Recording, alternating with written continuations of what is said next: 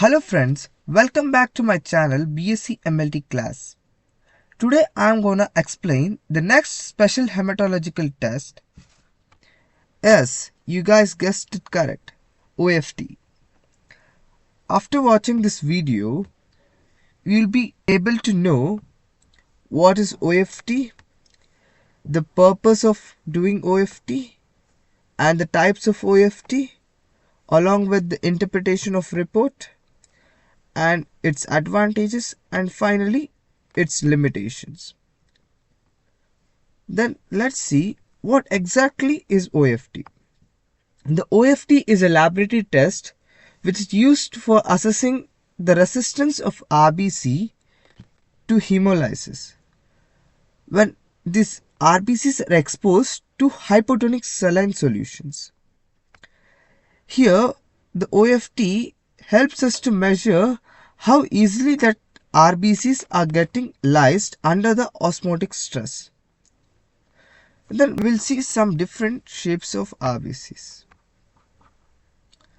There are many shapes of RBCs, but some shapes we must be knowing before proceeding with OFT.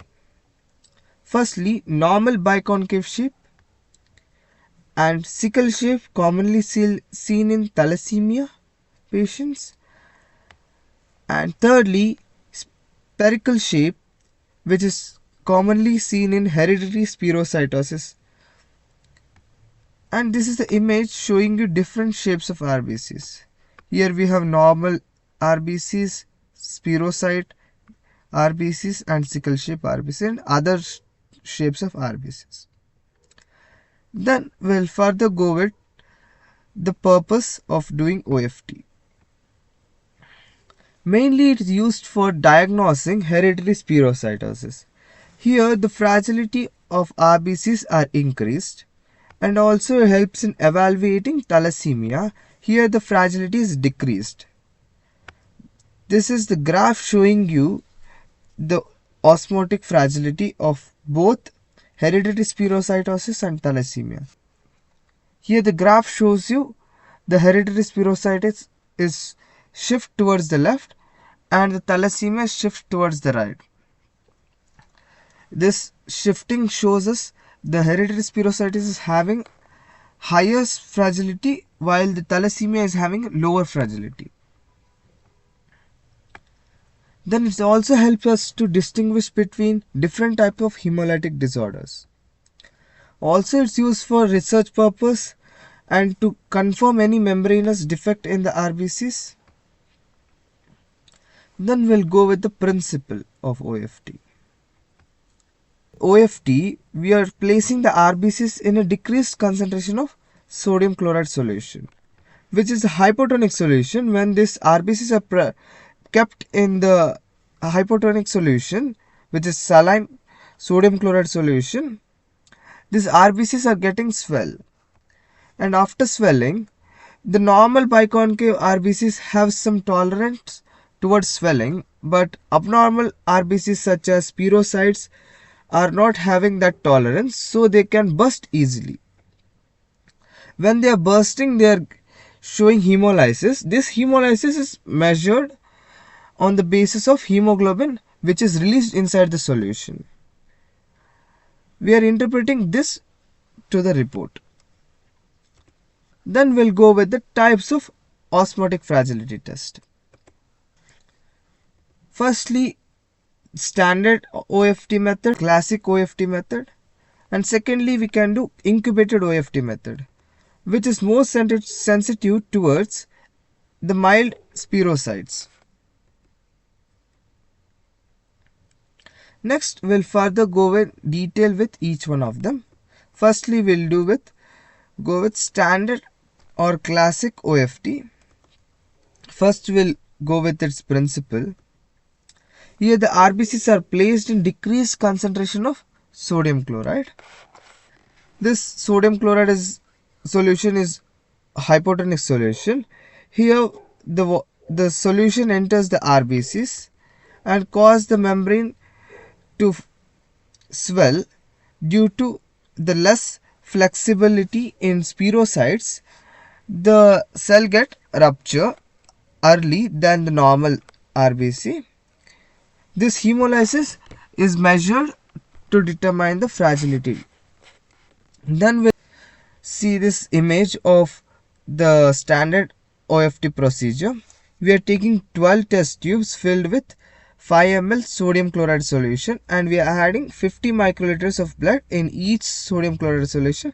This sodium chloride solution is labeled from 0.72 to 0.32 in decreased sodium chloride solution, decreased concentration solution, and we are adding 0.50 microliters of blood and mixing it with the respective concentration solution, and we are incubating at room temperature for 30 minutes. Then we are centrifuging it for 1500 rpm, and we are checking for hemolysis using visually or using spectrophotometer. Let's see the material required for this procedure. Firstly, we need a fresh anticoagulated blood, which can be used like EDTA blood or heparinized blood. Nextly, we will be needing buffered sodium chloride solution, which is ranging from 0.85% to the 0.30%. And thirdly, we will be needing test tubes, which will be labeled with the decreasing sodium chloride concentrations. And fourthly, we will be needing phosphate buffer, which is having a pH of 7.4. Then we also need centrifuge. Then also this spectrophotometer is optional. We can use it visually, or for accurate results we need spectrophotometer. Next, finally, we need pipettes. Next, we'll go with the procedure in detail. First, you need to prepare the saline solution. We are preparing 12 test tubes of decreased sodium chloride solution ranging from 0.85 to 0.30. Then we are adding 5 ml of each concentration in each tube. Then after adding the sodium chloride solution to each tube, we are adding 50 microliter blood and mixing it well. Then we are incubating it for 30 minutes in room temperature. Then we need to centrifuge the sample under 1500 rpm for 5 minutes, as I told earlier. Then we are observing result as the supernatant color will be changed due to hemolysis. This can be detected visually or using spectrophotometer using filter 540 nanometer. Then we'll see the interpretation. Here we have a normal sodium chloride solution with respect to the normal hemolysis, and in cases of hereditary spherocytosis, also in case of thalassemia or iron deficiency anemia. In 0.85 concentration of sodium chloride, the normal hemoglobin are not show hemolysis. Even the hereditary nor the thalassemia or iron deficiency anemia patient blood is showing hemolysis. In 0.60% concentration of sodium chloride, in normal RBCs, normal condition of normal person RBCs are starting hemolysis. But in case of hereditary spherocytosis, it starts early before 0.6% of sodium chloride solution. It starts in 0.75%. In case of thalassemia patients, it's here the hemolysis not yet started because of the sickle shape. In case of 0.50 concentration of sodium chloride, in normal persons, the hemolysis is already 50% completed. 50% of blood is already hemolyzed. And in case of hereditary spherocytosis, more than 50% is hemolyzed. And in case of thalassemia, only minimal blood is hemolyzed. Then in 0.30 concentration, in normal persons we can see complete hemolysis at this concentration, but in hereditary spherocytosis, here the hemolysis is completed before 3.30% of concentration, and in thalassemia, here the hemolysis is partially completed. Next, we'll see the clinical significance. In conditions such as hereditary spherocytosis, the fragilities of the RBCs increase, and in case of autoimmune hemolytic anemia, the fragility is here also increased. In conditions like thalassemia, the hemolytic fragility is decreased or delayed hemolysis is seen, and in case where people having iron deficiency anemia, here the fragility is decreased. And in conditions such as sickle cell anemia, here also the fragility is decreased towards the normal.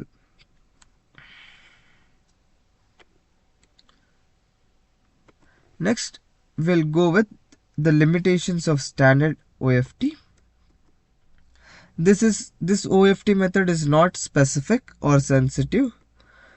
This may also need additional confirmatory tests like EMA binding test or flow cytometry, and we must use fresh blood which is collected within 2 hours before processing, and the test may affect by the temperature, pH, and sample storage and sample handling. Then we'll go with the next method, which is incubated OFT. First we'll see its principle. Here the RBCs of individual who are having hereditary spherocytosis can become more fragile after 24 hours of incubation. So we are doing it extra step instead of standard OFT. We are incubating the sample for 24 hours extra so that the mild hereditary spherocytosis can be detected. Here during incubation, our sample undergo metabolic energy is being lost, and the surface of the RBCs are getting deformed, so this increases the fragility of the RBCs. Next, we'll come to the materials required for processing this procedure. First, we'll be needing heparinized or EDTA blood. Next, we'll be needing normal saline or a sodium chloride solution ranging from 0.85% to 0.30% concentration. Next, we'll be needing phosphate buffer. As previously we had seen, the same materials are being required, and also we need test tubes which are labeled from decreased concentration of sodium chloride, and also additionally we need water bath or incubator for incubation of this sample in a proper temperature, which is 37 degrees Celsius. And also we'll be needing centrifuge, and this spectrophotometer also be required. Next, we'll go with the procedure of incubated OFT procedure. Test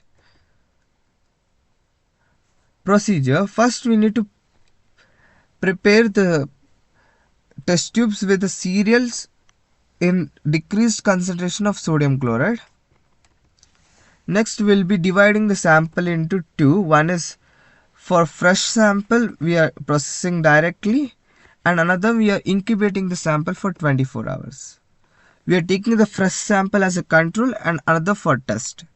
The fresh sample, which is will be taking 5 ml of sodium chloride solution and adding 50 microliter of fresh blood in it, and we are processing as a standard OFT procedure.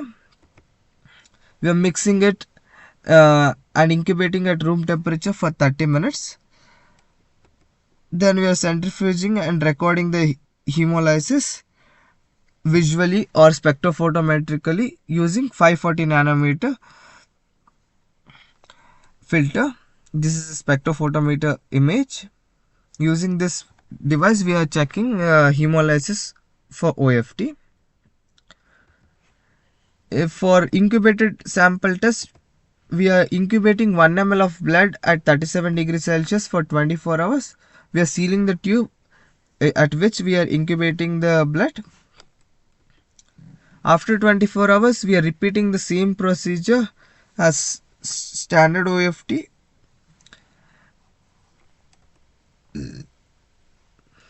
Then the observation. The hemolysis pattern is recorded for both fresh and the incubated sample. Then we are comparing the both initial hemolysis point to the complete hemolysis point. Next we'll see the interpretation. In normal persons, the fresh sample OFT starts its hemolysis from 0.45 and completes by 0.30. While in incubated sample, the results remain same, and the interpretation here we are giving is the received sample is having normal RBC fragility. While in case of hereditary spherocytosis condition, the fresh sample OFT is showing near to the normal or slightly increased, and in the incubated sample OFT it is markedly increased, and the interpretation here we are giving the given sample is suggestive of hereditary spherocytosis. And in case of thalassemia or iron deficiency anemia, in the fresh sample OFT, here the fragility is decreased, and in the incubated sample OFT, there is no significant change. Here also the fragility is decreased, and we are interpreting the report as hypochromic microcytic anemia. Next we will be seeing conditions at which OFTs are being increased. Firstly, it is seen in hereditary spherocytosis. Secondly, in conditions such as autoimmune hemolytic anemia. Thirdly, in severe burns when these RBCs are getting damaged. Next, we'll go with the decreased conditions of OFT. Firstly, it's seen in thalassemia, both alpha and beta. Secondly, in sickle cell anemia and in iron deficiency anemia. Fourthly, in liver disease. Fifthly, in obstructive jaundice. Next, we'll go with the confirmatory test for abnormal OFT results. First, we'll be doing EMA binding test, which is a flow cytometry test, which is highly sensitive for hereditary spherocytosis, and also we'll do peripheral smear to look for the spherocytes or the target cells. Then we'll go for hemoglobin electrophoresis if the patient is having suspected for thalassemia or other hemoglobinopathies. Then we can also do genetic testing for any hereditary disorders. Then we'll see some clinical importance of OFT. The OFT is used for detecting any subtle membrane defects in the RBCs. It is also used for detecting increased sensitivity to the test in hereditary spherocytosis. Then it can also be used for conjunction with the clinical features such as blood smears and other tests. Example in this confirmatory test like EMA binding test and red cell indices, which is MCV, MCHC. Then we'll go with its advantages. The OFT test is simple and cost effective. It is useful for screening membrane disorders. Then we'll see its limitations. The OFT requires proper temperature control during incubation. If the incubation temperature is not maintained properly, the result may vary. And this OFT is not specific and can be affected by other hemolytic disorders. And here the sample must be fresh or the test result may be not accurate. Then we'll have a small summary of the whole OFT.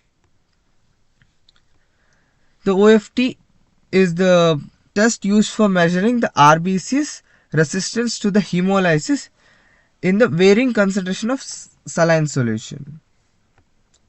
Then this OFT helps us to diagnose conditions such as hereditary spherocytosis and thalassemia by assessing its membrane stability, which is the flexibility of the RBC membrane. Finally, I conclude with my last word. Thank you. Thank you.